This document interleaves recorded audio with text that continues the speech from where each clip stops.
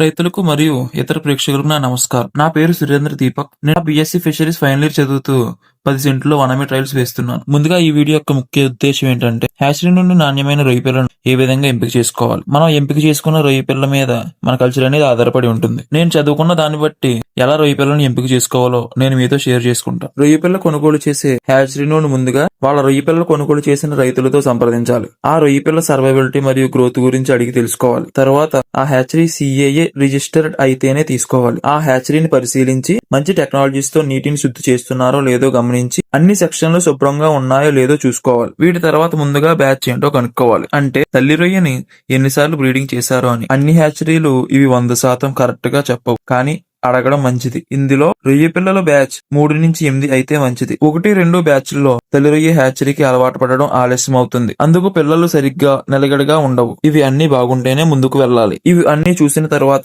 మీ సెలినిటీని బట్టి PL సైజును ఎంచుకోవాలి. మీ చెరువులో సెలినిటీ 0 నుండి 3 అయితే PL 8 నుంచి 10లో ఎంపిక చేసుకోవాలి. ఒకవేళ PL సైజ్ 15 నుండి 20 అయితే తక్కువ సెలినిటీకి అలవాటు పడడం కొంచెం స్ట్రెస్ కి గురి చేస్తాయి. అదే విధంగా మీ చెరువులో 5 కంటే ఎక్కువ సెలినిటీ ఉంటే PL 13 నుంచి 15 రోజులు కలిగి ఉన్నవి తీసుకోవాలి. రొయ్య పిల్ల శాంప్లింగ్ అనేది సెక్షన్ ట్యాంక్ నలుమూలల నుండి సేకరించాలి. మంచి సీడ్ యొక్క లక్షణాల్లో మొదటిది రొయ్య పిల్ల రంగు ట్రాన్స్పరెంట్ ఆర్ క్లియర్ గా ఉండాలి. రొయ్య పిల్ల యొక్క హెపటోపాంక్రియాస్ అంటే కాలేయ క్లోమము బ్రైట్ ఎల్లో కానీ లేత గోధుమ రంగులో ఉండాలి. తరువాత మనం శాంప్లింగ్ తీసుకున్న శాంపిల్ అనేది నీటి ప్రవాహానికి ఎదురు ఈదుతూ ఉండాలి. ఎదురు ఈదితే అది యాక్టివ్ గా ఉన్నాయని గమనించవచ్చు. రొయ్యపిల్ల యొక్క ఆహారనాళం అంటే గట్ అనేది ఆహారంతో నిండి ఉండాలి. రొయ్యపిల్ల యొక్క అన్ని అవయవాలు బాగా డెవలప్ అయ్యాయో లేదో చూడాలి. రొయ్య పిల్లల యొక్క పరిమాణం అన్ని ఒకే సైజులో ఉండాలి. రొయ్య పిల్ల యొక్క శరీరం మీద ఎటువంటి నాచు పరాన్నజీవులు ఉండకూడదు. రొయ్య పిల్ల మజిల్ గట్ రేషియో అంటే దాని యొక్క కండ మరియు గట్ అనేది 4:1 రేషియోలో ఉండాలి. తర్వాత రొయ్య పిల్లను తీసుకుని ఫార్మలిన్ మరియు టెంపరేచర్ సెలినిటీ టెస్టులు చేయాలి. అంటే